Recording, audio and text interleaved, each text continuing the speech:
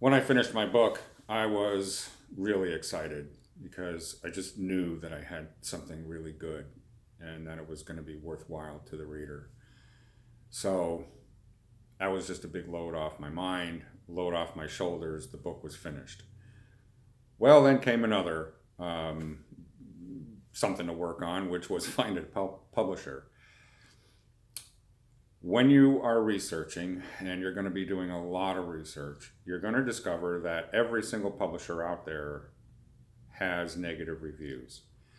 And some of those negative reviews come from authors who, frankly, had, you know, unrealistic expectations. And some of those negative reviews are worth taking seriously. In any case, I went with the publisher that, by my count, had the least number of negative reviews, and I contacted them. And what I got was a great sales pitch. They're all good salespeople. And, well, they sold me. And I wound up spending thousands of dollars. But I got the book published. And when they sent me my copies of the book, I was just thrilled. I mean, there's nothing more thrilling than seeing something that you've written put into an actual book. It was pretty awesome. However, just because they do a great job with the book, just because they, give it an ISBN number, and just because it's out on Amazon and Barnes and Noble and all of the others, doesn't mean you're going to sell a single book. Because although it's available there, nobody knows that it's out there. So the next step is to do some marketing, and these publishers will try to do some marketing for you, very expensively, I might add. The problem was that everything virtually that the first publisher did just didn't work out, and didn't turn into any great number of sales. So I went with another publisher who I thought was maybe more in tune with my genre, which is Christian fiction. And they also did a beautiful job with the book. Problem was, every single thing they suggested marketing wise was not only expensive, it was completely useless and did me no good, or did the book sales any good. Well, one day I got a call from a wonderful person named Daisy Greens. Daisy said that one of her staff of readers put the book on her desk and said, "Get this book." So she called me up. And at first, I'm listening to this person tell me that she's a marketing executive with this publisher, and she had heard about the book and how she had heard about it. And what I'm really thinking is, okay, this is going to build into a sales pitch any minute now, as I had heard, a dozen times before. But no sales pitch at all. She wanted to know or learn about the book. She wanted to learn about me. She wanted to know how I even got started writing the book. She wanted to know everything. And that showed me that she was more interested in the authors that she works with than she was in sales. Here's what else I didn't get from her. I didn't get bills for thousands of dollars to do things that were necessary to do. First thing she did was she put me into the Pacific Book Review.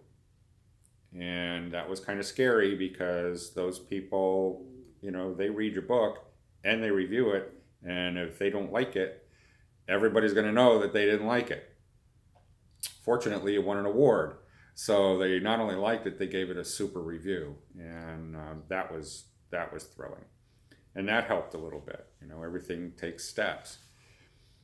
Well, then Dexy said, we should probably go into this other show, also a contest, that apparently a lot of famous people have gone into. And boy, that was scary. That's Reader's Favorites, it's called. I'm going to receive an award from them in November, and I'm very hopeful that that's the one that is, going to help the book to take off.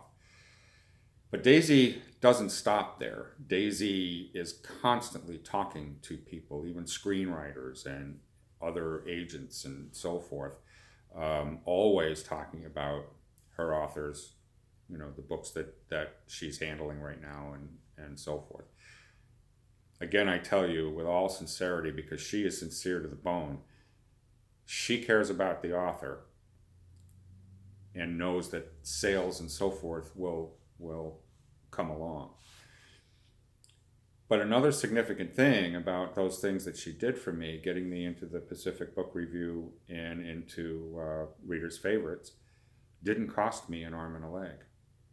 The others had suggested those things, but they were ridiculously expensive, thousands of dollars to get into these contests. And you know what I learned? It just doesn't cost that much. Now, yeah, it still costs money because after all, Daisy has to pay her people. But I can't recommend an agency or a publisher any more than Book Trail Agency. They're just wonderful people. My suggestion to you would be to talk to a number of other publishers. Call them up. Get the sales pitch.